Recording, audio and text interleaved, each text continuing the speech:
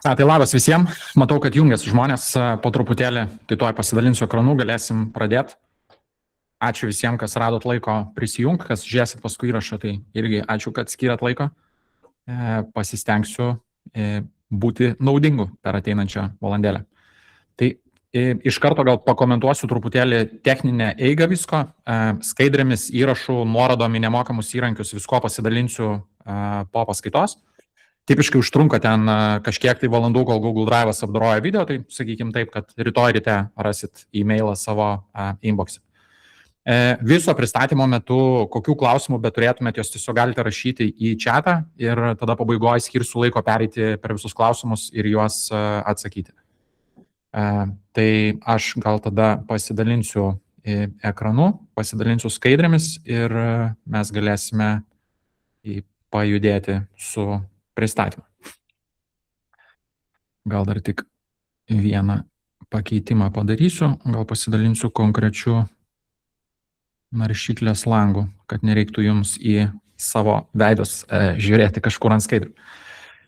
Gerai, tai šiandien visus čia pakviečiau pasikalbėti truputėlį apie dirbtinį intelektą ir rinkodaros dalykus, kuriuos darome kiekvieną dieną. Tai papasakosiu apie sprendimų sistemą, kuri leidžia kurti turinį socialinėse medijose kiekvieną dieną. Visi sprendimai, per kuriuos pereisim, remiasi metodikomis, kurios aš pats naudoju agentūrai paskutinius 15 metų ir kurias dėstau tiek Vilniaus universitete, tiek Atomic Garden reklamos mokykloje paskutinius 14 metų. Tai patikrinta yra su 100 studentų metodikos, su 100 skirtingų verslų, tikrai veikia. Tik tai kas yra pasikeitę per paskutinius keletą metų, kad augant dirbtinio intelekto naudojimui, kai turi aiškes metodikas, kurios leidžia sugalvoti, susidėlioti turinio strategiją ir kurti turinį, aišku, kad visą tai galima automatizuoti. Tai visų pirma papasakosiu apie pagrindinės metodikas, o po to pakalbėsime apie automatizavimo galimybes. Šiek tiek įrankio atiduosiu, kaip sakiau, šiandien naudotis ir nemokamai. Ir pabaigoje turėsiu ten, galbūt kažkam bus aktualu, vieną pasiūlymą ir mokamą. Gerai, tai pereikim per dalykus. Tai iš karto paspoilinsiu truputėlį, ko tikrai nebus. Tai nebus dar vienas ten, AI triukai, 17 promptų, kurie pakeis jūsų gyvenimą, ar ten štai keletas dalykų, kurie padės prisigaminti dirbtinio intelekto dėka visą krūvą naujo turinio. Tikrai nieko panašaus. Dirbtinis intelektas nesprendžia aiškumo trūkumą. Aš išsilavinimo prasme, neskaitant viso marketinginio, viso marketinginio konteksto, originaliai esu baigęs programavimą. Tai tie tikslieji mokslai ir taip vadinamas computational thinking man yra sukūrę tokį fetišą struktūruotumui visko, aiškumui. Ir dėl to kažkada čia net esu sakęs, kad manau, man programavimo bakalauras gal yra daugiau davęs naudos marketinge, negu visa marketingo edukacija kartu sudėjus, kiek jos esu gavęs per 20 kelis metus, kurios dirbo šitoj rinkoj. Tai tas aiškumas, apie kurį pakalbėsim, atsispiria nuo konkrečių metodikų, konkretų sprendimai, kurios galima priimti, kurie to aiškumo padaugina, padidina ir aišku leidžia jo pagrindu tada kurti turinį. Tai ko nebus, tai nėra AI triukų ar X promptų, kurie pakeis jūsų gyvenimą tipo pristatymas. Pakalbėsiu apie aiškumą kaip pagrindinę problemą, kaip ją spręsti, pasidalinsiu konkrečiom metodikom, keletų įrankių, kaip sakiau, kurie tas metodikas leis įgyvendinti. Ir jos tikrai pagerins turinio kokybę, nepriklausomai nuo to, kokioje stadijoje esate šiandien. Tai tikroji problema yra labai paprasta, ką matau per paskutinius kelis metus jau dirbtinio intelekto kontekste, dirbant su skirtingais verslais, su studentais. Visi kaip vienas, dabar irgi baigiau naują tokią mokymų grupę, tiek B2B verslų, tiek B2C. Ir visi kaip susitarę prieš pradedant tą aiškumo, strateginio aiškumo kursą, visi kalbėjo apie tai, savo turinyje, visas jų turinys iš esmės kalbėjo apie tai, ką jie parduoda. Ir toks, o tai yra pagrindinė problema. Ir kai aš tai pasakau, dažnai skamba dviprasmiškai, atrodo, kad visas komunikacinis turinys, reklaminis turinys ir turi kalbėti apie tai, kas yra parduodama. Tai ne, tikrai ne. Ir pabandysiu šiandien papasakoti tada, apie ką vietoj to reikėtų kalbėti. Tai nei vienas iš tų verslų, su kuriais dirbau čia pastaruoju metu, paskutinius pusę metų, negalėjo aiškiai pasakyti, ko jų auditorijai reikia iš tikrųjų, neturėjo tokio aiškumo. Ir jų startinė pozicija, kuriant bet kokį turinį socialinių medijų platformoms, naujienlaiškiams, ten blogo įrašams ar bet kokiam kitam turinio projektui, atsispirdavo nuo to, ką jie pardavinėja. Visiškai nulis konteksto apie tikslinę auditoriją ir ko jiems reikia iš tikrųjų ir visas dėmesys pagrindinis į tai, ką jie parduoda. Tai apibendrino realiai kiekvienas tą situaciją beveik pažodžiui taip pat. Visi sakė, kad aš turinį visą laiką kalbėjau tik apie save. Čia jau aišku tą pasakė ten kurso eigoje, susipažinus su metodikom ir pamačius, ką iš tikrųjų vietoj kalbėjimo apie save reikėtų daryti. Tai kaip atrodo tipinis turinys? Tipinis turinys ar jo kūrimo procesas, tas toks struktūruotumas, kiek jo yra ar nėra, tipiškai atrodo taip, kad jeigu pasikeitė žmogus komandoje, kuris dirba su turiniu, sekančią dieną pasikeitė turinys, prekės ženklas dirba su keliais ten copywriteriais, kaip pavyzdys, ar keliais projektų vadovais, ar pasikeitė žmogus komandoje, kartu pasikeitė ir turinys, nes labai didelė dalis turinio laikosi ant tokio subjektyvios nuomonės, kaip aš manau, kad reikėtų daryti. Gali būti, kad nuotaika tiesiog pasikeitė, ten nežinau, palijo šiandien, apsiniaukė, dingo įkvėpimas, įsimetė tokią melancholišką nuotaiką ir vėl pasikeitė turinys. O galbūt tiesiog praėjo savaitė pasibaigė, atėjo nauja savaitė ir turinys vis tiek pasikeitė. Tai kai pasižiūri, kas darosi su socialinėm medijom, su turinio kūrimu, su ta komunikacija, žmonių kiekis, kuriantis turinį, yra milžiniškas, turinio kiekis yra nežmoniškas, bet struktūros ir aiškumo tame turinyje beveik nėra. Ir tas yra būdinga lygiai taip pat ir didiesiems prekės ženklams, ir smulkiems lygiai taip pat. Tai nėra išimčių, beveik gal nėra išimčių, sakykim taip. Problema visą laiką yra ta pati, tas šokinėjimas nuo turinio pro turinio ir turinio nuolatinis keitimasis atsiranda ne dėl kažkokių kūrybos problemų, ar ne dėl pastangų problemų, ar net kompetencijų problemų, atsiranda dažniausiai dėl aiškumo problemų. Ir tas aiškumas visą laiką susiveda į tai, kad nėra jokio aiškaus konteksto, kam tiksliai skirtas produktas ar paslauga, kokią problemą sprendžia, kas yra svarbu tiksliniai auditorijai. Ir ten nueina visa grandinė sprendimų. Dažniausiai aiškumas, vienintelis aiškumas, nuo kurio atsispiriama kuriant turinį, yra tai, ką mes parduodam, koks yra mūsų produktas, kokia yra mūsų paslauga, iš kokių dalykų susideda, galbūt kokias naudas turi, vieną ar keletą naudų ir galbūt viena ar kita problema, kurią sprendžia. Nieko apie tikslinę auditoriją ir dėl to nuspėjamai tas turinys atrodo taip, kaip atrodo. Ir tokiam kontekste, jeigu pradėti naudoti dirbtinį intelektą turinio kūrimui, tai nėra, kad pasikeičia situacija. AI ir bet kuris įrankis, kurį be paimtumėt, yra tik koeficientas. Jis realiai padaugina tai, ką jau turite šiandien. Tai jeigu jūs turite aiškumą, ten aiškę strategiją, žinot, ką darot, kodėl darot, kokias problemas padeda spręsti auditorijai, kas tiksliai yra žmogus jūsų tikslinė auditorijai, kas jam svarbu, kas rūpi, kaip jūsų produktas gali pagerinti jo gyvenimo kokybę, tai dirbtinis intelektas aišku, kad šito aiškumo gali dar padauginti ir pagreitinti vykdymą viso šito aiškumo, to aiškių procesų. Bet jeigu turit chaosą, subjektyvumą ir tokį spontanišką turinio kūrimo pastangą, tai arba chaosą, kitaip sakant, tai to chaoso irgi lygiai taip pat galima pasidauginti. Tai galutiniam rezultate su ten keliasdešimt eurų prenumeratą galima turėti daugiau ir greičiau chaoso už mažiau pinigų, ar ne? Bet aiškumo prasme dalykai nepasikeičia. Ir jeigu reikėtų atsitiktinę dieną pakomentuoti kolegoms ten sprendimus priimantiems žmonėm, partneriam ar kam nors, kodėl tie sprendimai yra tokie, o ne kitokie, kodėl turinys, kuris matomas eteryje, yra toks, o ne kitoks, tai labai dažnai vertinimas irgi būtų subjektyvus. Man taip atrodė, mes taip nusprendėm, bet jokio stuburo tame nėra, o tai reiškia, kad pasikeitų žmogui, kaip sakiau, pasikeis ir turinys sekančią dieną, arba pasikeitus nuotaikai, tas turinys irgi pasikeis sekančiai dieną. Tai kokius įrankius realiai benaudotumėt, jeigu problema yra aiškumo trūkumas, o didžiąją dalim ta problema yra aiškumo trūkumas, nėra subscriptiono, kurį galėtumėt užsiprenumeruoti, kad tas aiškumas atsirastų. Ar ne, jis turi atsirasti iš jūsų. Jūs turite turėti tą aiškumą savo rankose ir savo galvoje, viskas kitkas yra tik vykdymas. Ar vykdymas bus daromas rankomis, ar jis bus daromas automatizuojant su įrankiais, jau yra atskiras klausimas, bet jūs vairuosite šitą turinio projektą. Tai šiandien ką pakalbėsime, ne apie jai atskirai, kaip čia pažiūrėkit, kokių stebuklų ir ką čia galima padaryti, tikrai nieko panašaus. Pasikalbėsim apie tai, kas yra tas aiškumas, kurio reikia normaliam turinio kūrimo procesui, iš kur jis atsiranda. Pamatysite, aš pasidalinsiu 4 kryptimis, iš kur tas turinys atsiranda, paaiškinsiu su pavyzdžiais, su konkrečiom metodikom, kiekvienai pasidalinsiu paskui po įrankį, kuris leis visą tai vykdyti. Rezultate pamatysit visą paveiksliuką, visą paveikslą, iš kurio tas aiškumas atsiranda, kaip tie turinio sprendimai gali būti priimami, kai turite pilną aiškumą, pilną paveikslą, kurį mano akimis žiūrint reikia turėti. Tuomet jau būtų galima pakalbėti apie AI kaip dalį vykdymo, ar ne, kai turite aiškumą, galima automatizuoti vykdymo procesus su sąlyga, kad automatizuojama, vykdoma yra tai, ką jūs nusprendėte, o ne uždavinėjami atviri klausimai, į kuriuos gavus atsakymus labai dažnai net trūksta kompetencijų įvertinti, ar tai, ką aš matau, yra tinkamas sprendimas ar ne. Su rinkodara dar nepamirškime yra ta problema, kad visa industrija naudojame tos pačius žodžius, bet labai dažnai turim skirtingus dalykus. Ir ypatingai, kai pas jūs kalba apie kūrybiškumą, pasakau ten, kokiam susitikime su klientais 5 žmonės dalyvauja, vertinam kūrybinius sprendimus, realiai vyksta 5 susitikimai tuo pačiu metu, nebent mes apsibrėžiam, ką tiksliai vadinam kūrybiškumu. Kažkam kūrybiškumas yra ten šūkiai, kažkam yra kūrybiniai sprendimai, kažkam yra naujausias influenceris ar bet kas kito.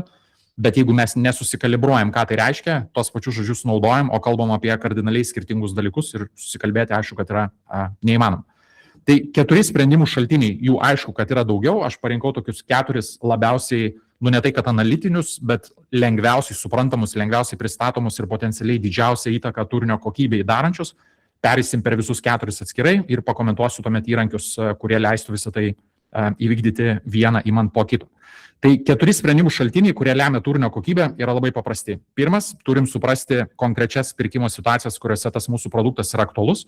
Čia toks būna pirma galimybė ištraukti, taip sakant, galvą iš kibiro ir pamatyti, iš kokių kontekstų žmonės apskritai žiūri į mūsų produktą ir jį svarsto kaip vienos ar kitos problemos sprendimo priemonę.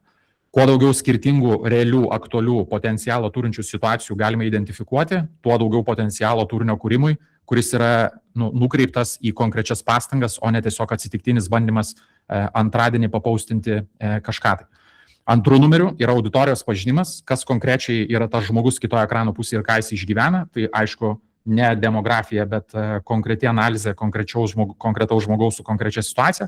Paaiškinsiu, kaip tai veikia ir irgi turėsim įrankį, kuris leidžia tai padaryti. Tuomet yra tai, kas yra vadinama sąmoningumo lygiais, kuriame pasiruošimo pirkti etape žmogus yra. Jeigu pasižiūrėtumėt beveik visą marketingo rinkodaros teoriją, pasianalizuotumėt, kaip yra priimamas sprendimas pirkti, pirmas etapas iš karto trenkėsi veido asfalto, nes pirmas žingsnis iš karto skamba taip. Žmogus supranta turintis poreikį nusipirkti produktą ir pradeda judėti alternatyvų analizės link. Ten pasižiūri mūsų produktą, palygina su alternatyvom ir taip toliau. Problema yra tame, kad gal daug dievė 1 iš 100 žmonių yra šiuo metu rinkoje, kitoje ekrano pusėje pasiruošę pirkti mūsų tipo produktą, kurį mes siūlom. 99% net nežino, kokią problemą jie nori išspręsti, tai jiems informacija apie mūsų produktą tiesiog yra neaktuali. Tai žmonės nuo to momento, kai pradeda jausti trinti, bet dar nesupranta problemos, per tam tikrus konkrečius žingsnius, sąmoningumo, aiškumo, supratimo, juda link, taip ciniškai sakant, kasos aparato, prie kurio jie įsigys produktą konkrečios problemos sprendimui. Tai paaiškinsiu, kaip tai veikia ir kaip tai keičia turinio kūrimą. Ir tada galų gale paskutinis yra atsako į klausimą, ką galima kalbėti apie produktą. Yra 6 skirtingi lygiai, o visa industrija su keletu nedidelių išimčių naudoja 2 lygius iš 6, tai paaiškinsiu visus 6 ir parodysiu, ką jie įgalina jūs daryti turinio kūrimo prasme. Ir aišku, tai yra ne 4 atskiri pagalvojimo analitiniai mikro vakarėliai, juos reikia pasidaryti visus ir sujungti į vieną bendrą kontekstą, kaip puzlė detalės, tam, kad visą tai veiktų pagal pilną potencialą. Tai ta tokia korektiška, aiški turinio strategija, kurią galėtumėte apginti kolegoms, partneriams, kuri nesikeistų matomo turinio prasme, kas kart, kai pasikeičia žmogus, pasikeičia nuotaika ir ateina nauja savaitė, susiveda ne į vieną konkretų sprendimą, nors kiekvienas iš jų jau tikiu, kad įgalins daryti žymiai geresnius dalykus su turiniu, bet susiveda į visų sprendimų, tokį, kaip čia, sankirtą, ar ne? Visas sprendimų rinkinys, susidėliojame visas puzlė detalės ant stalo ir pasižiūrime tada, į kokias kombinacijas jas galėtumėm jungti, paaiškinsiu šiandien, kaip visą tai veikia. Tai pats pirmas sprendimas, kaip minėjau, yra atsakymas į klausimą, kuri pirkimo situacija aktualiausia tavo produktui. Tai čia toks absoliutus ant truizmo ribos balansuojantis pareiškimas, kad tas pats produktas perkamas yra dėl labai skirtingų priežasčių, nepriklausomai nuo to, ar tai yra B2B ar B2C, kokio tipo produktas ar paslauga. 10 žmonių nusipirkę tą patį produktą už tiek pat pinigų ar tą pačią paslaugą gali racionalizuoti tą sprendimą skirtingai, sprendžia galbūt skirtingas problemas, bandė gyvenimą pakeisti skirtingam kontekste. Ne visos tos pirkimo priežastys ir situacijos turi vienodą potencialą ir yra vienodai aktualios. Ir problema dažniausiai yra tokia, kad matant į tai, kaip atrodo didžioji dalis turinio rinkoje, didžioji dalis jūsų konkurentų, beveik galima garantuoti, kad kalba tik apie tą pirkimų situaciją, kur yra akivaizdžiausia, tiesmukiausia ir tiesiogiai susijusi su tuo, kas yra parduodama. Tai čia kontekstas yra labai paprastas. Jeigu mes atsispiriam nuo dalykų, kurie yra akivaizdus, mes darom lygiai tą patį, ką didžioji dalis mūsų konkurentų daro ir mes atrodome galutinio vartotojo akimis identiškai, kaip ir visi mūsų konkurentai. Nėra jokio išskirtinumo. Iš kitos pusės žiūrint, jeigu mes įsivardintumėm visas galimas pirkimo situacijas, iš kurių žiūrint mūsų produktas gali atrodyti aktualus, gali atrodyti kaip kažkas, kas pagerina mūsų gyvenimą, pagerina vienam ar kitam pamatuojamam kontekste pirkėjo gyvenimo kokybę, mes galime atrasti absoliučiai unikalių kampų, kaip galime kalbėti apie savo produktą. Tai turėsim atskirą metodiką, atskirą įrankį, kuris padės visą tai padaryti, nuo tokio bendrinio, generinio beveik produkto ar paslaugos aprašymo, nurodant B2B ar B2C, tai yra pasirinkimas, sugeneruos tas aktualiausias pirkimo situacijas ir pakomentuos, kaip jūsų produktas galėtų būti ne tai, kad pozicionuojamas, bet pristatomas tame kontekste. Tai jau yra ten kaip minimum 5 aiškios kryptis su argumentuotais sprendimais, kaip galima kalbėti apie savo produktą, su konkrečiais paaiškinimais, ką tiksliai bandot padaryti ir kodėl tai yra prasminga. Antrasis sprendimas, kaip sakiau, yra auditorijos pažinimas, atsakymas į klausimą, kas yra tas žmogus kitoje ekrano pusėje. Ir čia aš turiu ten, su kuo esam, kada gal ar bendravę, ar kokiuose renginiuose nuo scenos, ar ten šalia scenos bendravę ar matėsi. Žinot, kad aš turiu beveik asmeninį džihadą prieš demografiją. Per ten 20 plus metų esu matęs, turbūt 1000 užduočių iš skirtingų industrijų, skirtingų klientų.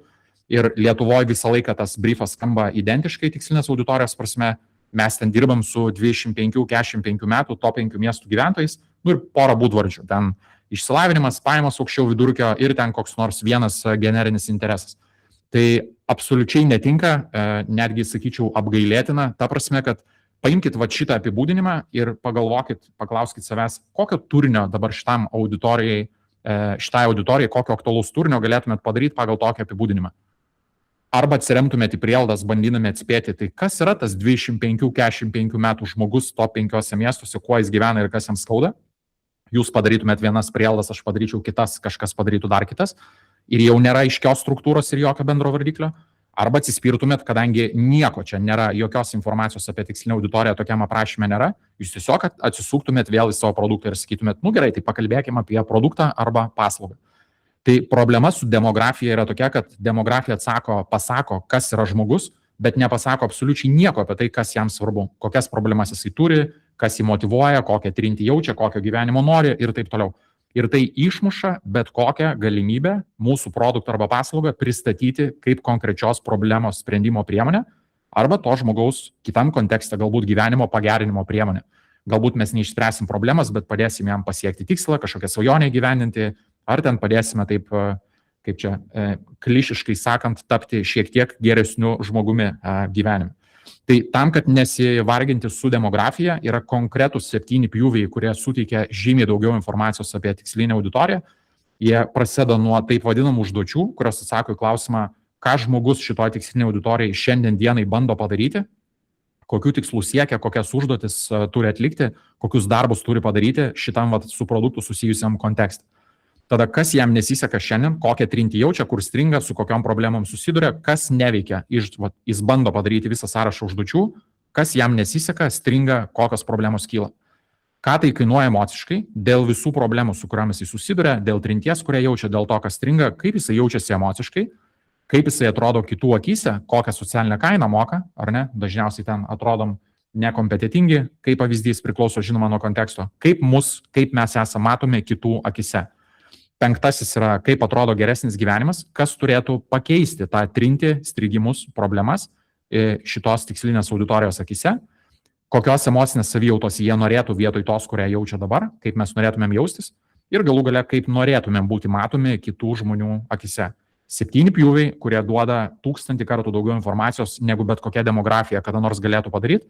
Ir aišku, kad šitos klausimus mes galime pasamprotauti ir patys, ir tą būtų bent ten kartą ar kelis savo verslo kontekste padaryti tikrai sveika.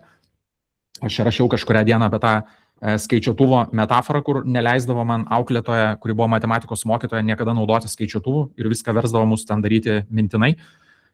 Ir tas darimas mintinai, jis atsiperka paskui kažkada gyvenime. Jeigu gali dalykus padaryti savo rankomis mintinai, juos automatizuoti yra nepalyginamai lengviau. Tuo tarpu pagunda eiti iš karto prie automatizacijos be pabandymo šitų dalykų daryti savo rankomis labai dažnai veda prie to, kad mes dedam per didelį žingsnį į priekį ir pereinam į situaciją, kur mes viską automatizavom, įrankis už mus ten padarė krūvą dalykų, bet mes net negalim patikrinti, ar tai, kas padaryta, yra logiška, ar teisinga ir ar tai, ką mes matom savo prieš akis, iš vis yra verta dėmesio ir tinkama. Tai sveika būtų pabandyti ir rankomis, bet tie, kas norėsite padaryti, kaip sakiau, vienas iš įrankių, kuriais pasidalinsiu šiandien, padės būtent šitą visą analizę padaryti, kuri aišku, kad jums duos nepalyginamai detalesnį paveiksliuką apie tai, kas yra jūsų žmogus tikslinė auditorija, kas jam rūpi. Ir suprasdami visą šitą kontekstą, jūs absoliučiai kitų paveikumu galite kalbėti apie savo produktą ar paslaugą, nes žinot, kas tam žmogui skauda ir kas jį motyvuoja. Trečiasis sprendimas yra pasiruošimo, atsakymas į klausimą, kuriame pasiruošimo pirkti etape žmogus yra. Tai kaip minėjau, šita metodika iš esmės ateina nuo, čia neapsiverčia liežuvis beveik pasakyti, bet 67 metų, toks yra copyrighto teksto rašymo OG, buvo vokiečių Eugene Schwartz, parašęs knygą Breakthrough Advertising ir jisai toje knygoje kalba apie 5 sąmoningumo lygius, kurie sako, kad visa tikslinė auditorija kitoje ekrano pusėje, bet kuriuo momentu yra viename iš 5 sąmoningumo lygių problemos, kurią jūs padedat spręsti atžvilgiu. Tai priklausomai nuo to, kuriame sąmoningumo lygyje problemos atžvilgiu yra konkretus žmogus, jam vėlgi reikia kitokio tipo turinio. Ir kaip pamatysite, toj pereisim per tos 5 lygius, didžioji dalis jūsų konkurentų kalba tik su 4 lygmenį esančiai žmonėm, kurie yra pasiruošę pirkti, nes kalba tik apie savo produktą. Tai čia su šita metodika ateina aiškumas ir supratimas, kad žmogus jūsų auditorijai sprendimo pirkti juda pažingsniui. Yra tokia upės metafora, kurią mėgstu irgi naudoti, tai įsivaizduokim, kad žmogus stovi ant upės kranto, šitam upės krante yra kažkokia problema, trintis, kurią jis jaučia, gyvenimas kitoj upės pusėje yra žymiai gražesnis ir produktas yra kaip tiltas, padedantis persikelti į kitą upės pusę. Tai vat visa beveik rinkodaros industrija šitoj upės metaforoje dirba su žmonėmis, kurie stovi ant upės kranto ir jau žiūri į kitą upės krantą. Jie pradeda nuo prielaidos, kad žmogus jau nori to geresnio gyvenimo, nori produkto ir ieško aktyviai tilto, kurio galėtų pereiti tą upę. Problema yra tame, kad didžioji dalis žmonių ne tai, kad yra ne prie upės kranto, jie net nežino, kad upė egzistuoja. Ir taip, jeigu mes paimtumėm visą komunikaciją, visą reklamą, rinkodarą, kurį čia terminą be panaudotumėm ir padalintumėm į 2 pagrindinės užduotis, kurias atlieka, tai jos yra labai paprastos. Pirma yra padėti patenkinti paklausą produktui, paslaugai, kuri jau egzistuoja. Čia yra tie žemai kabantis vaisiai, kurias visada atrodo, kad nuraškyti yra lengviausia. Ir antra didelė dalis, kuri labai dažnai yra ignoruojama, didžiosios dalies prekės ženklų, yra naujos paklausos kūrimas. Tai grįžtant dar trumpam prie tos upės metaforos, paklausos patenkinimas yra žmonių šnekinimas prie upės, siūlant eiti mūsų tiltų į kitą krantą, o naujos paklausos kūrimas yra vaikščiojimas kažkur laukuose, kur upė net nesimato, ieškojimas žmonių ten ir bandymas juos atvesti iki upės, paaiškinti, kad jų gyvenimas gali pagerėti vienam ar kitam kontekste ir tada įvesti produktą kaip to pagerinimo, tokį įgalintoją. Tai tie 5 lygmenys skamba taip, toliausiai nuo pirkimo transakcijos esantis žmogus, jisai jau jaučia trintį arba nepatogumą, bet jisai nesuveda to su konkrečia problema, priežastimi, kuri visą tai sukelia. Vieną žingsnį į priekį, arčiau šiek tiek kasos aparato, yra žmogus, kuris jau suprato problemą sukeliančią visą trintį, pripažino ją ir pradeda ieškoti konkrečių sprendimų, kaip tą problemą spręsti. Tai yra dar ne produktų lygyje, bet sprendimų kategorijos lygyje. Dar vieną žingsnį į priekį, jisai pasirenka konkretų sprendimo būdą ir pradeda ieškoti produktų, kurių reikės, ar paslaugų, kurių reikės tam, kad tą sprendimą pasirinkti įgyveninti. 4 lygyje jis jau lygina produktus ar paslaugas, alternatyvas rinkoje, kitaip sakant, ir renkasi savo tinkamiausią. Ir galų gale 5 žingsnėje jisai nusiperka produktą ir išsprendžia tą problemą. Tai jeigu mes pažiūrėtumėm į didžiąją dalį turinio, kuris yra šiandien, didžioji dalis turinio aktualu yra ir komunikuoja tik tai 4 lygiui. Tai yra tiem žmonėm, kurie jau renka informaciją apie produktus, nes kada tu lygini produktą su produktu, tau yra svarbus tokie dalykai kaip produktų savybės, galbūt naudos, ten kažkokie specifikacijos dalykai ir panašiai. O kaip sakiau jau ne kartą ir šiandien, didžioji dalis turinio tiesiog kalba apie produktą, kuris yra parduodamas. Bet beveik nėra turinio, kuris padėtų žmogui atpažinti save konkrečios trinties kontekste ir padėtų suprasti, kokia problema ta trintis sukelia. Beveik nėra turinio, kuris padėtų susiorientuoti sprendimuose skirtingose, kurie padeda spręsti vieną ar kitą problemą. Ir beveik nėra turinio, kuris susietų produktą net elementariai su konkrečios problemos sprendimu. Didžioji dalis turinio tiesiog kalba, parduodame tai, ten savybė X, daeisime to iki to netrukus, pakomentuosiu plačiau. Tai trečioji metodika atrakina dar vieną naują, kaip čia, lauką turinio kūrimo kontekste, sprendimų argumentavimo prasme. Jinai padeda suprasti, kaip žmogus, kuris yra potencialus jūsų klientas, kokiais žingsniais juda link kasos aparato tam, kad galėtų įsigyti produktą ar paslaugą. Ir aišku, kad priklausomai nuo to, kuriame lygyje sąmoningumo jis yra, jam reikės kitokio turinio tam, kad jis nueitų tuo vienu žingsniu į priekį. Ir ketvirtasis sprendimas, kurį reikia priimti, reikia suprasti, ką iš viso galima kalbėti apie produktą. Tai yra 6 lygiai, kuriais galima kalbėti apie produktą. Dauguma jūsų konkurentų remiasi tik tai pirmaisiais 2, o likę 4 praktiškai yra ignoruojami be išimčių. Ir problema aišku yra tame, kad nei pirmas, nei antras, ant kurių laikosi didžioji dalis turinio, nėra savaime aktualūs mūsų tiksliniai auditorijai ir tuoj paaiškinsiu, kodėl. Tai minties eiga yra labai paprasta. Toks pats paprasčiausias dalykas, ką galime padaryti turinį, tai kalbėti apie savo siūlomo produkto ar paslaugos savybes. Atsako į klausimą, ką mes siūlom, iš ko susideda mūsų pasiūlymas, kas tiksliai yra ant stalo padėta, ar ne? Vienas žingsnis į priekį yra naudos, o kas iš to tiksliniai auditorijai? Šiek tiek arčiau vartotojo, bet vis dar labai arti produkto. Trečias lygis yra sprendžiamos problemos, kokias konkrečiai problemas produktas ar paslauga padeda išspręsti, kokią trinti padeda eliminuoti, kokiam kontekste išsprendžia kliūtis, panaikina kažkokius blokus ir įgalina judėti toliau. Ketvirtas yra vienas iš įdomiausių ir absoliučiai be išimčių ignoruojamas visos tiesiog rinkos. Tai yra priešas, su kuriuo kovoja prekės ženklas. Tai yra vertybinė pozicija, kurią kiekvienas prekės ženklas galėtų įsivardinti, kovodamas su kažkokiu stereotipiniu įsitikinimu, su kažkokia tiesa, kurią mes visi ten nesidžiaugiam gal niekas ją, bet daugelis esame priėmę kaip neišvengiamą dalyką. Tai čia vienas iš įdomesnių, kuriuos esu matęs pastaruoju metu. Paimkim tokį, ne patį inovatyviausią emocinę prasme produktą kaip botoksas, ar net ten polarizuoja iš karto tikslinę auditoriją. Tai prekės ženklas, kuris siūlo kažkokius botokso produktus, kaip priešą pasirenka įsitikinimą, kad rūpinimasis savimi yra tuštybė ir staiga tas pats botokso produktas skamba žymiai geriau, ar ne?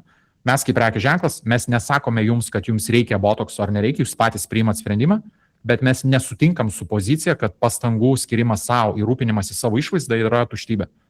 Ir staiga iš tikslinės auditorijos pusės žiūrint, jeigu aš irgi turiu tokį ar panašų požiūrį, man ta pozicija rezonuoja nepalyginamai labiau negu ten techninė informacija apie tai, ten kiek kainuoja, koks kiekis, ten ar kažkokie procedūros teikimo dalykai, net nelabai galėčiau, aišku, pakomentuoti, kaip ten tiksliai tas botoksas veikia. Tai nesvarbu, koks yra verslas, kokia yra paslauga ar koks produktas, labai lengva yra įsivardinti priešą, su kurio galima kovoti ir jisai tampa tokia vertybinė vėliava, paskui kurią labai lengva eiti žiūrint iš auditorijos pusės, ar ne? Ten draudimo kontekste galėtų būti savęs ribojimas ir ten pasaulio netyrinėjimas ten dėl kažkokių baimių, kurias turim, ar ne? Nes išsprendus šitą problemą, pasaulis, kai nebijėjo tyrinėti, pasidaro žymiai didesnis, ar ne? 5 žingsnė turime gyvenimo pagerėjimus, tai iš esmės tai, kas pakeičia problemas, su kuriomis susiduria vartotojas, kas atsiranda jo gyvenime vietoj problemos, kaip jo gyvenimas konkrečiai pagerėja. Ir 6 aukščiausias yra ta kliento transformacija. Kokiu žmogumi, kuo žmogus gali tapti dėl darbo su jumis, su jūsų produktu, su jūsų prekės ženklu, pasinaudodamas jūsų produktu ar paslaugą, kuo jisai gali tapti dienos pabaigoje. Ir čia yra dar viena problema, kurią ignoruoja didžioji dalis irgi rinkos. Jeigu mes paimtumėm rinkodarinį, visą marketinginį rinkodarinį turinį ir ten apskritai kaip veikia sprendimų logika rinkodarai, beveik be išimčių visi pradeda nuo produkto savybių, nes, kaip sakiau, labai dažnai nedaug iš vis žinoma apie savo tikslinę auditoriją, nes demografija nesiskaito. Ir labai retai tada turinys ar konkretus projektai nueina toliau nei produkto savybės ar naudos. Galbūt naudas, sakau, ten iki 2 lygmens daina. Bet su tikslinė auditorija viskas veikia absoliučiai priešingai. Nei vienas iš mūsų neatsibundame ryte galvodami apie tai, kad mums reikia kažkokios produkto savybės. Aš jeigu renkuosi ten asmeninį trenerį sporto klube, aš neatsibundu galvodamas, kad man reikia sporto klubo su 120 treniruoklių, ar ne? Aš galbūt atsibundu galvodamas apie tai, kad nublemba aš ir vėl buvau davęs pažadų ten sporto kontekste ar mitybos ir nesilaikiau, vėl pats save paveidžiau, ar ne? Arba kad norėčiau tapti žmogumi, kuris laikosi sau tų pažadų. Arba norėčiau tenais išspręsti tą nepastovumo problemą, ar ne? Arba ten jau elementariai, būtiškai sakant, ten sutvirtėti ir savo labiau patikti ten veidrodį, ar ne, dalykuose, kuriuos matau. Tai nors prekės ženklai pradeda nuo pirmo lygio savybių, galbūt nueina iki naudų ir labai retai juda tolyn, tikslinė auditorija atsibunda galvodama apie 6 lygį, apie 5 lygį, galbūt apie 3, bet tikrai ne 2 ir ne 1. 2 ir 1 naudos ir savybės tampa aktualios tik tada, kai mes jau įsitikiname, kad mūsų kontekste, mūsų problematikoje, kurią mes turim, konkretus produktas ar paslauga gali padėti tai išspręsti ir mūsų gyvenimas rezultate gali pagerėti. Va tada yra laikas pasikalbėti jau apie produktus, apie savybės, naudas ir kitus dalykus. Priešingų atveju, man galvojant apie transformaciją, galvojant apie save, o produktui kalbant apie savo savybės ar naudas, realiai produktas atsakinėja į klausimus, kurių aš dar neuždaviau. Ir kadangi aš tų klausimų dar neuždaviau, man tą turinį yra be galo lengva ignoruoti. Aš tiesiog scrollinu toliau. Ir taip kažkurį čia kartą buvo proga pasižiūrėti, tai gerai, koks mastelis yra šitos problemos. Ir suvedžiau tokią paralelę su įsitraukimo rodikliais Instagrame ir Facebook'e. Jeigu imtumėm pagrindinės platformas, tai Facebook'o normalus įsitraukimo rodiklis yra 1%. Yra normalu, kad 1% pasiektų žmonių sureaguoja į turinį vienaip ar kitaip ten interaktyviai. Instagrame tas procentas galbūt ūgtelė iki kokių 3%. Bet jeigu mes apsuktume viską iš priešingos pusės, išeitų toks visai dramatiškas pareiškimas, kad 97 ar net 99% viso turinio yra ignoruojama. Ir tada, kai pradėtumėm žiūrėti, o tai kodėl žmonės ignoruoja tokią didelį kiekį turinio, tai dažnai yra ne dėl to, kad to turinio yra nežmoniškai daug, o dėl to, kad jis visas yra vienodas. Visi kalba apie save ir kol produktai ir paslaugos kalba apie save, aš kaip žmogus irgi dėja, bet galvoju apie save. Ir tol, kol prekės ženklas neprisiderina prie manęs ir nepradeda kartu su manim kalbėti apie mane, man tas turinys tiesiog yra neaktualus. Nebent aš esu tas 1 iš 100, kuris jau atsibudau šiandien ieškodamas konkretaus produkto ar paslaugos ir va tada tinkamų metų, tinkamai vietoj pamačiau turinį ir ten galbūt viskas baigėsi net ir pirkimo transakcija. Tai tas 4. sprendimų laukas atsiveria su ta 4. metodika, kai susidėliojame visus 6 vertės lygius, apie kurias galime kalbėti, kurias galim naudoti, kurdami turinį tam, kad pristatytumėm savo produktą ar paslaugą, mes matom visą spektrą visų pirma dalykų, kurios galim iš viso naudoti komunikacijai, plus atsiranda supratimas, kad turime realiai tai pradėti nuo 6 ir judėti 1 link ir žiūrėti, kuriuo kontakto tarp vartotojų ir mūsų turinio metu, kuris lygmuo yra aktualus. Ir jeigu mes ieškotumėm vietų išsiskirti, tai be išimčių beveik galiu pasakyti, kad 4. lygis yra absoliučiai ignoruojama teritorija, kuri turi labai daug naudos, tinkamai sudėliojus priešą, su labai mažai pastangų. Nes maks, ką galite pamatyti šiandien rinkoje, tai prekės ženklus, kurie deklaruoja, už ką jie yra. Bet už ką jie yra tokie generiniai truizmai. Už progresą, už lygybę, už dar kažkokius dalykus. Toks vanilės skonio rūkas apie nieką, kurį gali pasakyti bet kas. Ir tas neveda į niekur. Nėra jokios polarizacijos. Ir ne dėl to, kad reikėtų polarizacijos čia skandalo dėl skandalo, gink dieve. Bet jeigu mes išsikėlėm vertybinę vėliavą ir ta vertybinė mūsų pozicija koreliuoja su tuo, kaip jaučiasi vartotojas, tai, ką esat girdėję tikrai tenais visoje teorijoje rinkodaros, kad yra auditorija ir tada yra gentis, ar ne? Tai priešo turėjimas ir bendras vertybinis pagrindas yra tai, kas transformuoja auditoriją iš tikslinės auditorijos, tokios techninės, į gentį, kuri gali eiti kartu su jumis ir kovoti už jūs komentaruose ir visur kitur. Tai 4 atrodo trumpos metodikos ir tada toks normalus klausimas, o tai kaip čia dabar tada visą tai virsta konkrečiai turiniu. Tai paimkim keletą pavyzdžių. Tai dauguma turinio strategijų, kaip sakiau, prasideda nuo klausimo, ką mes parduodame. Taip yra todėl, kad nėra supratimo ir pažinimo detalaus auditorijos, tų sąmoningumo lygių, ignoruojami yra 4 iš 6 vertės lygių produkto ar paslaugos kontekste. Įmame tik akivaizdžiausią ir tiesmukiausią pirkimo kontekstą, kuriame mūsų produktas aktualus ir taip toliau. Tai todėl tas turinys šiandien dienai dažnai skamba, kaip sakiau, ten turime X, pirkite šitą, mes esame profesionalus, bus rezultatas ir ten, nežinau, dar kažkoks milijardą kartų matytas dalykas, kuris yra absoliučiai apie nieką. Tai problema yra labai paprasta, kad neturint tų 4 metodikų rezultatų, ir ten yra aišku ir daugiau metodikų, galbūt kažkokių kitų šaltinių argumentuotų informacijos, kurie vestų išskirtinumo link, mes niekuo nesiskiriam nuo visų, kurie kalba lygiai tą patį. Tai paimkim kelis pavyzdžius. Aš parinkau 2 B2B šį kartą ir 1 B2C. Tai sakykim, kad B2B pavyzdys yra įmonių vidaus mokymai. Tai taip permetu, sakykim, kas darosi rinkoje, labai normalu būtų pamatyti tokius prisistatymus. Ten individualiai pritaikytos mokymų programos, patyrę lektoriai ir praktinės metodikos, mokymai vadovams ir komandoms, ilgametė patirtis organizacijų ugdyme, išmatuojamas darbuotojų kompetencijų augimas ir taip toliau. Ar ne? Visi 5 punktai yra apie mus. 5 paskutinis kažkiek yra apie tikslinę auditoriją, bet toli gražu nuo to, kas iš tikrųjų turėtų būti. Tai viskas skamba teisingai, nei vienas iš tų dalykų čia kažkaip nešokiruoja, bet tiesiog yra, bet nepasako nieko apie tai, ką tai realiai sprendžia. Ar jeigu mes sudėtumėm 5 įmonių vidaus mokymais užsiemančias organizacijas, visos 5 skambėtų absoliučiai identiškai. Tai sugrįšiu tuo, kaip galėtų būti ir ką tos metodikos atrakintų, bet dar prieš tai įvesiu dar kitus du pavyzdžius į kontekstą. Tai paimkim B2C, baltymai, ar ne? Vis tiek čia visi turim susiskaičiuoti, kiek čia tų gramų baltymų per dieną suvalgom, jau spaudimus media, ar ne, ir visi turinio kūrėjai. Tai tipiškai tai skamba irgi, baltymai rinkui skamba taip, ar ne, x gramų vienoj porcijai, be pridėtinio cukraus, puikiai makro sudėtis, tinka po treniruotės, patogus užkandis aktyviam gyvenimo būdui, ar ne, ir taip toliau. Vėl girdėta 1000 kartų, visi šneka tą patį, ten nesvarbu 17 gramų, 25 gramai ten ar dar kažkiek, jie visi vienodi. Ir kai jie visi kalba savybėmis, mes neturime jokių kitų argumentų nusipirkti brangesnio daikto, nebent mes žiūrime tokių principų į viską, kad brangiausias logiškai turėtų siūlyti daugiausiai naudos, tai davai aš perku brangiausią, nes jis bus kokybiškiausias. Tai šita prasme veikia, bet produktas nepadarė nieko, kad pagrįstų savo aukštesnę kainą, ar ne? Vėlgi, nei vienas iš tų punktų absoliučiai neišskiria.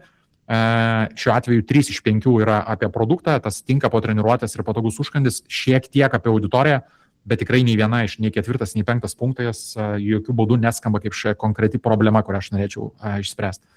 Kaip žinot, aktyviam gyvenimo būdui puikiai tinkantis užkandis yra ir tie eklerai, Circle K su visais padažais, ar ne, su dešrelėm, kokios ten yra.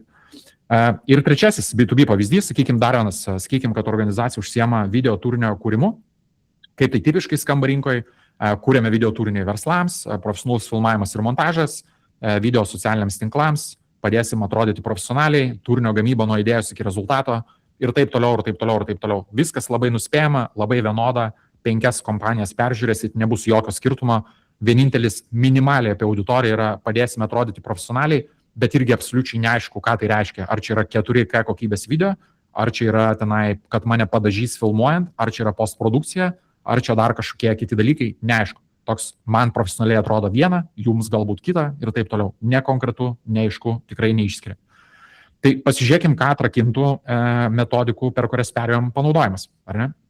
Tai pirkimo situacijos, kaip sakiau, leis suprasti kontekstus, kuriuose tas pasiūlymas yra aktualus. Auditorijos analizė leis pasižiūrėti, kas iš tiesų svarbu žmogui, kuriam tas produktas yra skirtas. Sąmoningumo lygiai, kaip sakiau, leis suprasti, kurioje pirkimo stadijoje žmogus yra, kuriame žingsnėje pirkimo procesų jis realiai yra. Ir produkto vertės lygiai leis pamatyti tą visą spektrą, kurį galima komunikuoti. Tai beliks viską ten sujungti į bendrą logiką. Tai ką aš padariau, per visus 3 pavyzdžius pabandžiau paskaidyti pirkimo situacijas visų pirma, o tada parodyti kiekvienam trumpai, kaip ta logika visa susijungia. Tai jeigu grįžtumėm prie vidaus mokymo, tai 5 pavyzdinės situacijos, ar ne? Kaip pavyzdys, komanda pradeda strigti, bet problema dar nematoma skaičiuose. Kokio reikėtų turinio? Reikėtų turinio, kuris padėtų atpažinti ankstyvus signalus prieš jiems tampant rezultato problemą. Visiškai kitas kampas yra, kai HR turi pagrįsti mokymų biudžeto vadovybei. Turinys, kurio čia reiktų, kaip mokymus paversti ne kažkokią gražią iniciatyvą, o aiškių verslo sprendimų. Galėtumėm sakyti, kad atskira pirkimo situacija yra vadovas, kuris praradinėja gerų žmonės ir įtaria, kad problema yra ne atlyginime. Kokio reiktų turinio? Turinys turinio, kuris atsakytų į klausimą, kodėl augimo trūkumas dažnai atrodo kaip motyvacijos problema. 4 situacijoje galėtumėm imti organizacijas, kurios auga greičiau nei žmonių gebėjimai. Turinys, kurio reiktų, yra kaip augimas sukuria kompetencijų skolas. Ir 5 galėtų būti mokymų, yra daug, bet niekas nesikeičia. Čia gal didesnėm organizacijom dažniau pažįstama situacija. Turinys, kurio reiktų, atsakymas į klausimą, kodėl pavienės paskaitos nekuria jokio sisteminio pokyčio. Jeigu aš sujungčiau, tai čia yra tik tai nuo pirmos metodikos atsispiriant 5 pavyzdinės situacijos. Bet jeigu aš prasukčiau visas metodikas, mano sprendimų logika, kuriant turinį, atrodytų kažkaip taip. Aš sakyčiau, žiūrėkit, mes kalbam apie įmonės vidaus mokymus, tokia yra paslauga, pasirinkom konkrečią pirkimo situaciją, komanda pradeda strigti, bet problema dar nematoma skaičiuose, auditorija yra vadovas, kuris jaučia įtampą, bet dar neturi aiškių įrodymų, jis taip įtaria maištą ir intuityviai jaučia, kad yra blogai, bet negali įrodyti. Sąmoningumas jo sprendimo pirkti link žiūrint, jis dar neieško mokymų, bet bando suprasti, kas čia tiksliai vyksta. Vertė, kuri jam yra aktuali, tai nemokymai ir netenai patyrę lektoriai ir taip toliau. Jam yra aktualu ankstyvas problemų pastebėjimas, mažesnė rizika ir stipresnė komanda kaip rezultate. Ir turinio kryptis, kurią būtų galima svarstyti, būtų ten 5 ženklai, kad komanda pradeda strigti dar prieš tai, kai tai matosi rezultatus, kaip pavyzdys. Tai čia turėkime omeny, kad yra viena pirkimo situacija su viena auditorija ir vienu vertės kažkokiu kampu. Tai anaiptol nėra turinio strategija, bet yra minties eiga, kaip perėjus visas 4 metodikas, kaip galima argumentuoti konkrečias idėjas turiniui. Mes labai aiškiai galime pagrįsti, ką darome, kodėl darome, kam skirta ir kokio efekto iš to tikimės. su baltymais.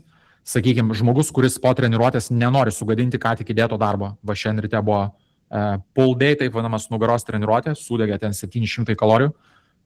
Norėčiau, aišku, suvalgyti viską, kas egzistuoja pasaulyje, bet nenoriu sugadinti valandos darbo su asmeniniu treneriu. Turinys, kurio reikia, ką rinktis po treniruotės, kai nori pratęsti gerą sprendimą, o ne jį kompensuoti.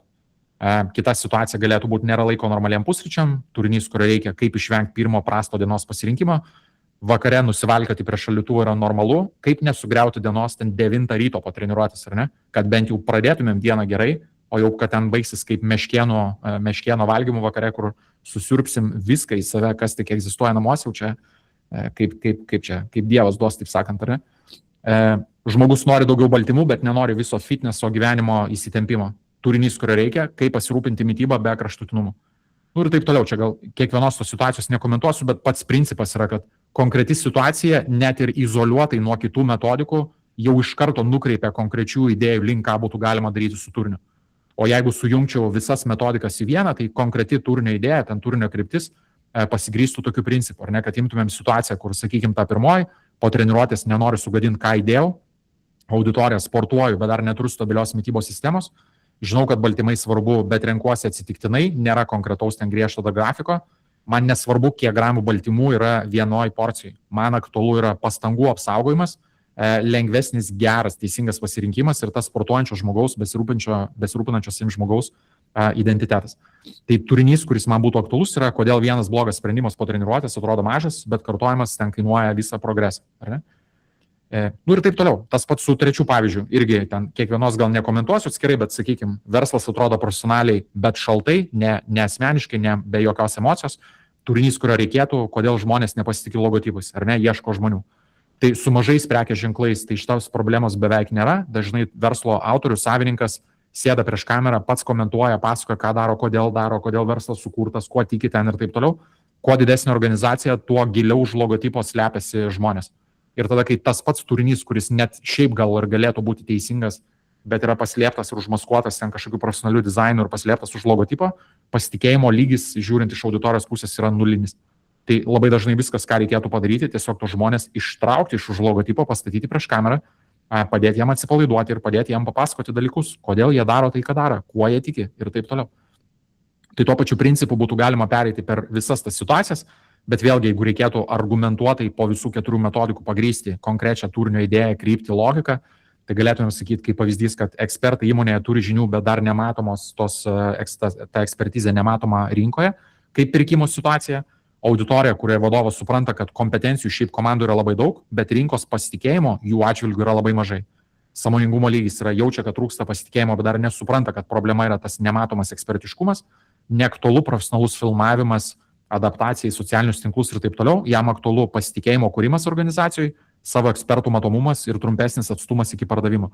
Kad pirmo kontakto metu potencialus klientas, dar tik kreipdamasis į jų įmonę, jau turėtų pasitikėjimo, kiek galima daugiau, taip lengvinant pardavimo procesą. Ir turinio kryptis, kodėl klientai neperka blogesnio produkto, jie dažnai tiesiog nemato tavo kompetencijos. Ar ne? Prieš metodikas mes atsispiriam mes parduodam X. Po metodikų mes turime savo produktą ar paslaugą kaip sprendimą, kuris yra skirtas konkrečiai pirkimo situacijai, esančiam ir toje pirkimo situacijoje esančiam konkrečiam žmogui, kurį mes jau pažįstame, kuris sprendžia labai konkrečią problemą, yra konkrečiam problemos supratimo lygyje ir kuriam yra aktualus labai konkretus produkto vertės lygis. Tai iš vienos pusės atrodo, kad jeigu mes pereinam per visas 4 metodikas ir tada kiekvieną postą rašant, jeigu čia reikėtų, čia ne tai, kad disertacija daktaro, bet reikėtų taip sudėtingai priiminėti sprendimus, tai greičiausiai, kad mes to nedarytumėm. Tai kaip sakiau, savo rankomis tą padaryti galima vien tam, kad bent kartą pabandyti ir suprasti, kaip veikia. Bet aišku, kad dabar viską galima daryti su įrankiais ir atrodo, kad sudėtinga minties eiga, bet jinai gali įvykti akimirksniu, ar ne, kai mes tą aiškumą turime ir tiesiog galime rinktis įvykdymą. Tai kaip tai veiktų su AI, ar ne? Pasižiūrėkime. Tai kad neišeitume tuščiomis, aš čia tą likusią dalį padalinau į 2. Tai, ką aš tiesiog pasidalinsiu nuorodomis ir viskas, tai kiekviena iš 4 metodikų, per kurias perėjom, kiekvienai sukonstravau tokį custom ChatGPT įrankį, tai nėra kažkoks promptas, kuris automatizuoja, tai yra ta metodika įhardkodinta į ChatGPT įrankį. tą dieną, kai Klodas, kada nors, kai Anthropic su Klodo platforma turės neišvengiamai irgi tikiuosi kokį nors marketplace, kur bus galima daryti individualius sprendimus, ne prompto lygyje, ar ne, bet tokį vat, kaip custom GPT, kur gali turėti nuorodą kaip mini kabutėse įrankį, tai bus galima viską perkelti ir į Klodą ir tą patį turėti dar geresnę kokybę, bet kol kas turim dėja, ChatGPT tik tai turi šitą funkcionalumą. Tai yra 4 įrankiai, kiekvienas išaria vieną iš metodikų 4, kiekvienai metodikai po vieną įrankį ir visom nuorodom pasidalinsiu kartu su paskaitos įrašu. Tai pirmasis padės įsivardinti pirkimo situacijas, paaiškins, kaip kiekvienoje produkto galima suvesti, antrasis paaiškins, koks konkrečiai žmogus yra jūsų auditorijai, padės tuos 7 pjūvus padaryti, kaip sakiau, trečiajam lygiai paaiškins, kaip jūsų žmogus auditorijai eina per sąmoningumo lygius, atsiras dar papildomų įžvalgų turiniui. Ir galų gale ketvirtasis padės sudėlioti visus 6 vertės lygius, tokį mini žemėlapį savo produkto, ką iš vis galima kalbėti. Tai kiekvienas atskirai jau nebejoju, kad įkvėps ir tikrai duos argumentuotų sprendimų turinio visokiem eksperimentam, bet aišku, Max programa veiktų, jeigu visa tai būtų sujungta į vieną kažkokią tai logiką. Tai atskirai tie įrankiai leis pasižiūrėti, ką galima daryti su kiekviena metodika atskirai ir, kaip sakiau, atsispirti nuo idėjų. Bet tai yra tik dalinis funkcionalumas, kuris parodys kryptį kiekvienam sprendimui, tai nėra strategija, ar ne? Jeigu ten mėgstat pasikuisti su tokiais dalykais, tai tikrai, kaip sakiau, bus įžvalgų ir pasirodys galbūt prasminga ir tikrai nebejoju, kad naudinga, bet tai nėra strategija. Alternatyv, tai šitos dalykus atiduosiu tiesiog naudokitės, galbūt turėsit kažkokio grįžtamo ryšio, klausimų ar ten kažkokių kitų dalykų, tai 100%, kad tik padėtų, tuo geriau visiems. Alternatyvus kelias jau yra mokamas, kurį būtų galima paversti į visą strategiją. Tai visą tai būtų galima sukurti ir įdiegti kartu. Tai trumpai papasakosiu, kaip tai veiktų ir tada galėsime pereiti prie klausimų susijusių su bet kuria metodika ar bet kokių kitų klausimų. Tai visą tai būtų galima padaryti ir tokiu principu. Būtų galima padaryti esamos jūsų komunikacijos auditą ir jos pagrindų sudėlioti strategiją. Tai audito metu pritaikant tas pačias metodikas jau pilnų jų pajėgumų. Atsakyčiau į klausimą, kuriuose vietose tas aiškumas dingsta dabar, kur turinys priklauso ten nuo subjektyvumo, o ne nuo konkrečių argumentų, kurios dalis potencialo yra neišnaudojamos ir kur šiandien paliekate vertę ant stalo jos nepanaudodami. Rezultate turėtumėm konkrečią turinio strategiją pagal pilną visų 4 metodikų logiką su identifikuotom neišnaudotom galimybėm, sudėliotom turinio kryptim, prioritetais ir visa sprendimų priėmimo sistema, kurią pastvirtintumėm su jumis.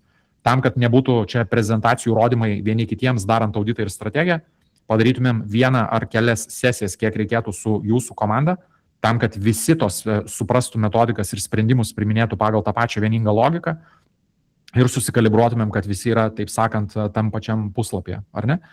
Ir tuomet trečias dalykas, kuris galėtų atsirasti, yra įrankis, kurį padaryčiau individualiai jūsų konkrečiai organizacijai pagal jūsų strategijos, pagal padarytą jums strategiją, kuris tos strategijos vykdymą automatizuotų. Automatizuotų ta prasme, kad jisai kurtų turinį pagal jūsų platformas, kur jūs esate aktyvus, ar tai būtų ten Instagramas, Facebookas ar LinkedInas, tekstinę turinio dalį ir apibūdintų, ką daryti su vizualas. Ar ne? Tai sugeneruoti yra labai netinkamas žodis, pagal sudėliotą strategiją kurtų turinį tokiom apimtim ir tokiu formatu, koks jums yra reikalingas kasmėnesinėje komunikacijoje.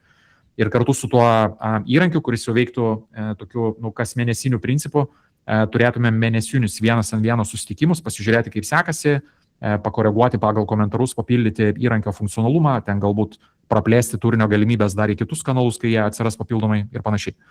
Tai jeigu apibendrinti tą mokamą prieimo kampą prie visko, tai jisai susidėtų realiai iš tokių 3 dalių, kaip sakiau, auditas su strategija, kur sudėliočiau pagal metodikas pilnai strategiją, pilnai įvešiau jūsų komandą onboardint, kad visi žiūrėtų ir suprastų vienodai ir padaryčiau įrankį, kuris visą tai įgyvenintų, jau toks veiktų kaip jūsų asistentas, kuris tą turinį kurtų kiekvieną mėnesį. Tai kam pasirodys aktualu, jeigu ten ar svarstot keisti agentūrą, ar ten tiesiog matot, kad kažkokių reikia pakeitimų su turiniu, aš pasidalindamas viskuo kartu pasidalinsiu ir nuorodą į kalendrį, su ten atidarytais laikais šiai savaitei, gal už porą savaičių dar kažkokių laikų, jeigu matysite, kad yra aktualu, pasibukinkit laiką vienas ant vieno, papasakosiu detaliau, papasakosite apie savo kontekstą, pasižiūrėsim, ar toks sprendimas jums būtų tinkamas. Ir taip rugpjūčio mėnesiui, kaip čia laiku viską pasidarius, rugpjūčio mėnesio turinys jau galėtų būti su strategija ir įrankiu, kuris visą tai vykdo.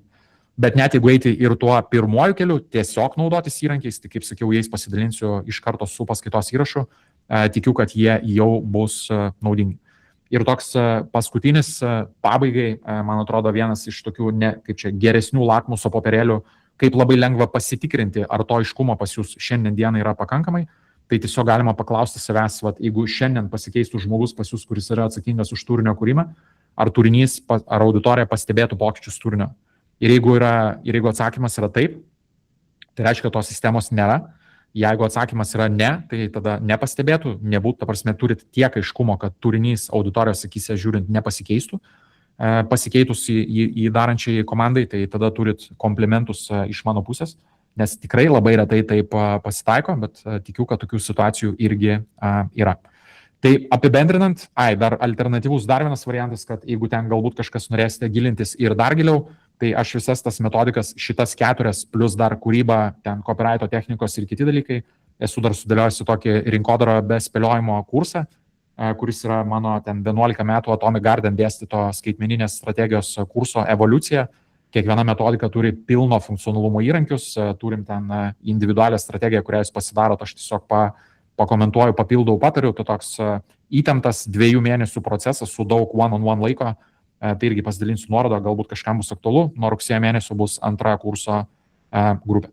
Tai jeigu apibendrinti, ką aš šiandien papasakau, tai aš gal apibendrinčiau taip, kaip sakiau, kad žiūrint į AI, jeigu atsispirti nuo to, kas dažniausiai yra kalbama apie turinio kūrimą, tai tas principas yra toks dažniausiai, kad ten AI Magic, čia quick fixai, ten dar 11 promptų, štai ką galite padaryti ir panašiai ir panašiai. Mano manimu, visa tai yra absoliučiai neteisingas kelias. AI yra koeficientas. Jeigu jūs savo galvoje turite labai aiškę sistemą, kaip atsiranda turinys, kodėl jis atsiranda, kodėl jis yra toks, o ne kitoks, tai AI yra tada puikus įrankis visą tai automatizuoti ir efektyvinti jūsų veiklą, atlaisvinti ten jums X valandų per dieną.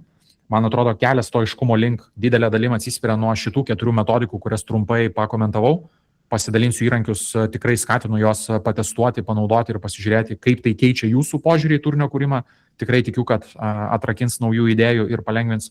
O jeigu kas norėsite, kaip sakiau, gilintis giliau, tai nesvarbu, kurį formatą be pasirinksit, mano kontaktai bus, tiesiog pasikalbėsim plačiau.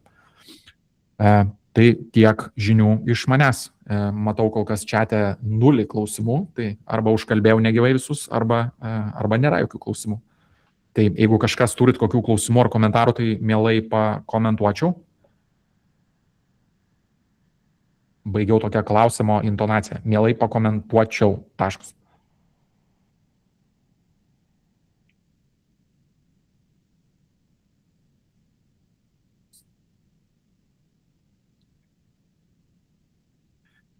O jeigu, ačiū, turiu klausimą, bus išsibandžius pati.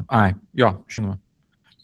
Gerai, tai negaiškim gal tada laiko, kaip sakiau, skaidrės, įrašas, nuorodos į GPT įrankius ir ten visos kitos galimybės atsiras nuorodose laiške. Rūta, matau, klausia, kaip vyksta klientų poreikių tyrimas, kad sėkmingai užpildyti tuos sprendimus. Tai čia nežinau, kiek giliai įlysti man į tas metodikas, bet minties įga yra labai paprasta, kad pati pirma metodika, jinai pagal jūsų apibūdintą produktą, o pakanka pasakyti B2B ar B2C ir 1-2 sakiniais apibūdinti tai, ką parduodate, be jokių detalių. Dirbtinis intelektas pagal mano sudėliotą metodiką padės identifikuoti konkrečias pirkimo situacijas, kokiose situacijose esantiems žmonėm visa tai yra aktualu. Sekančiose metodikose jau inputui nebepakaks trumpo pristatymo, kas yra jūsų produktas, reikės ir trumpai paminėti auditoriją ir visi tie vertinimai tuomet vyks tokiu principu, kad pagal mano sudėliotą logiką dirbtinio intelekto modelis pasistengs maksimaliai įsijausti į auditoriją, kuri yra parinkta jūsų produkto kontekste ir įsijautus į tą auditoriją atsakinės į konkrečius klausimus, kurie yra sudėlioti pagal metodiką. Kas man svarbu, ką aš turiu padaryti ten kiekvieną dieną, kokią trintį galiu jausti, kuri iš jų man yra skausmingiausia, kaip aš dėl to jaučiuosi ir panašiai, ir panašiai, ir panašiai. Tai toks, mes tos pratimus galėtumėm daryti ir savo rankomis, tiesiog empatiškai įsijaučiant į kitą žmogų ir jo kontekstą, bet kad nereiktų to daryti, nes ne visi turim laiko, o gal ir ne visiems patinka, tai bus galima padaryti su įrankiais. Tai pats principas yra toks, jeigu tai liečia tikslinę auditoriją, tai yra bandoma maks įsijausti į tą konkrečią auditoriją, ir tuomet atsakoma į klausimus, kurie yra sudėlioti metodikai, čia taip supaprastinta versija. Jeigu tai yra susijęs su produktu, tai bandoma gilintis ne į produktą, bet sukurti visą kontekstą aplinkui. Kokiose probleminėse situacijose tai tampa aktualu, kaip tai leidžia pagerinti gyvenimą, šitose kontekstuose, kokių yra stereotipinių normų, kurias būtų galima rinktis kaip priešą, kuris taptų vertybinę poziciją ir taip toliau. Kitaip sakant, tiek auditorijos kontekste, tiek produkto kontekste yra sudėliojami principai, kaip galvoti ir tada bandoma įsijaučiant į tą kontekstą, kiek įmanoma detaliau tiesiog atsakinėti į klausimus. Tai nežinau, Rūta, ten ar atsakiau. Gerai, daug kur akcentavai vartotojų trinti, kaip pamatyti kliento emociją. Gali tiksliau tą trinti paaiškinti? Taip, nu tai paimkim pavyzdys konkretus. Ne kad čia pasidžiaugti, kad vaikštau sportuoti, bet ten 5 metai turbūt kaip vaikštau sportuoti. Sportuoju su asmeniniu treneriu. Tai kelias per 5 metus buvo labai grublėtas. Pirmus pusę metų ten, pavyzdžiui, varau į sporto salę ir man atrodo, kad aš skiriu belekiek dėmesio, ten darau daug pratimų, susinaikinu 5-6 kartai per savaitę, skauda visą kūną ir taip toliau. Paaiškėja po kurio laiko, kad čia yra nesąmonė, nėra jokios sistemos, ar ne? Tai yra, kad kiekvienai raumenų grupiai reikia ten duoti pailsėti. Jeigu tai sužinai iš patyrusio asmeninio trenerio, tai sutaupai pusę metų. Jeigu ne, pusę metų vis tiek sportas yra į naudą, bet neoptimalu, ar ne?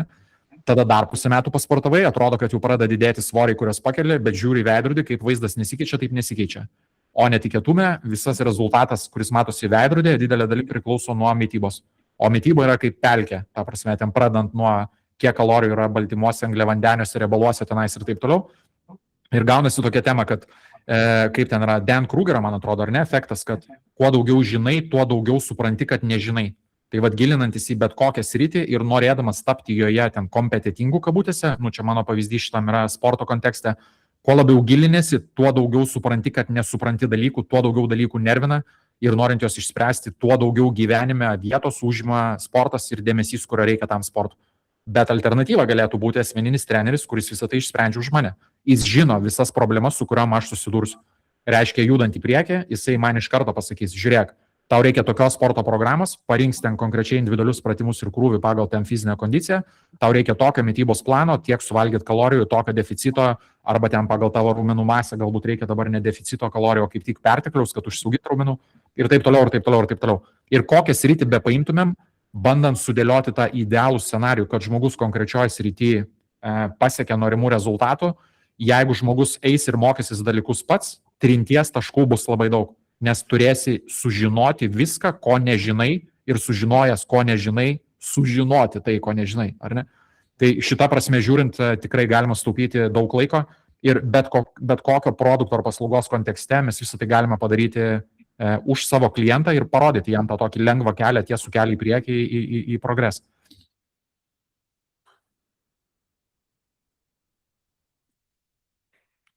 Teisingai, Rūta, kuo daugiau konteksto, tuo tikslesnis atsakymas, tik tai irgi turėkime omeny, kad visos šitos 4 metodikos, tai, ką duoda, vis tiek yra prielaidos. Tos prielaidos yra argumentuotos ir paremta konkrečia minties eiga, bet tai yra vis tiek prielaidos, ar ne? Tai tas detalumas, va, aš ten dirbdamas su studentais, su ten verslais, matau, kad žmonės pasiema mano GPT toolsą, tada atsidaro savo GPT chatą ir mano GPT toolsui pateikinėja info iš savo kito GPT chato ir nuskandina ten A4 turinį. Tai svarbu kažkokį rast balansą, jeigu jūs žinote tiksliai konkrečius dalykus, ten konkretų kontekstą, kuriame matote savo produktą kaip problemos sprendimo priemonę, visada galima papildyti ir tikrai įrankis atsirinks, kas aktualu, kas neaktualu, bet net jeigu įvestumėt poros sakinių generinį atsakymą, jau iš karto pamatytumėte kryptis, kuriomis masto. Bet tai aš pirmiems kartams rekomenduočiau tą tokį paprastą pasižaidimą, o matant, kokius dalykus pateikinėja įrankis, va tada galite žiūrėti, kiek ten tų detalių būtų galima papildyti. Kas būtų naudingas, viršus, skurtas pačiam, kas tam GPT, ar kaip geriau, mažiau konteksto. Jo, tai kaip sakiau, aš galėsiu dar pakomentuoti, siunčiant, bet sakau, man atrodo, kad pirmiem kartam, kad pamatytumėte iš vis, ką jisai daro, tai duokit mažai konteksto, generinį aprašymą kelių sakinių, pasižiūrėkit, ką gaunat, tuomet galbūt kils idėjų, tai dalindamasis galėsiu sumesti mini instrukciją. Sakėt, kad daugelis neišnaudoja priešo metaforos, su kurio galėtų kovoti kaip prekės ženklas. Ar tas priešas turi sutepti su potencialus kliento tariamu priešu? Taip, tik tai čia toks, Evelina, minties eiga yra tokia, kai aš kalbu ten su prekės ženklais, daugelis tada iš karto, o tai mes kovojam su konkurentais. Ne, priešas niekada nėra konkurentas. Tinkamas priešas yra koks nors stereotipinis įsitikinimas, kuris yra įsigalėjęs ir kur mes visi juo esame įtikėję, bet galbūt taip neturėtų būti. Ir kuo tiksliau įsijaučiate, kas jūsų auditorijai yra aktualu, kokia stereotipinė norma yra suvokiama ir jūsų auditorijai, ir kas galėtų jiems būti aktualu, tuo jūs aukščiau tą savo vėliavą iškeliat. Nes kas atsitinka, čia taip juokaujant šitą temą, tai sako, kad niekas taip neapjungia žmonių kaip bendras priešas, tai kažkuria prasme panašiai ir veikia. Jeigu jūs suprantate kontekstą savo tikslinės auditorijos, kas juos trigerina iš stereotipinių normų, pasirenkate vieną iš jų ir sakot, mes padėsime šitą eliminuoti, jūs galite net, čia jau einu į detalės, bet net vertės pasiūlymų kontekste yra tokia formuluotė, kuri apjungia 4 lygį iš 6 vertės sluoksnių, kurį minėjau, su priešu, su kurio kovojam, ir 6 lygį su auditorijos transformacija. Jūs galite pradėti daryti pareiškimus, kurie skamba taip. Mes kovojame su šituo priešu, kad jūs galėtumėte tapti tokiu žmogum.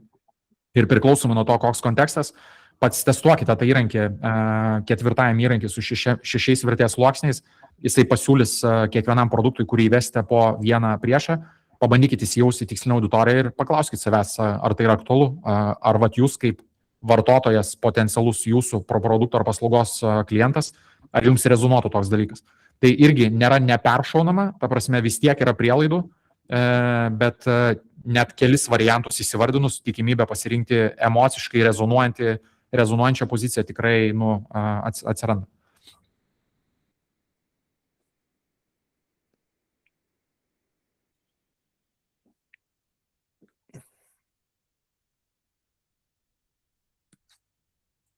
Nu ką, tai nežinau, gerai, jeigu kitų klausimų nėra, tai dar kartą, kaip sakiau, ačiū, kad skiriat laiko, kad žiūrėsit įrašą, ačiū, kad radot laiko pasižiūrėti įrašą. Aš skolingas krūvą nuorodų, tai per šiandien suvirškins Google Drive'as įrašą, rytoj ryte rasit laišką iš manęs. Jeigu bus klausimų, su malonumu pakomentuosiu tada plačiau, kontaktai bus e-mailė, drąsiai kokie klausimai bekiltų. Ačiū visiems už pirmadienio vakarą ir geros ateities. Ačiū. Iki kitų.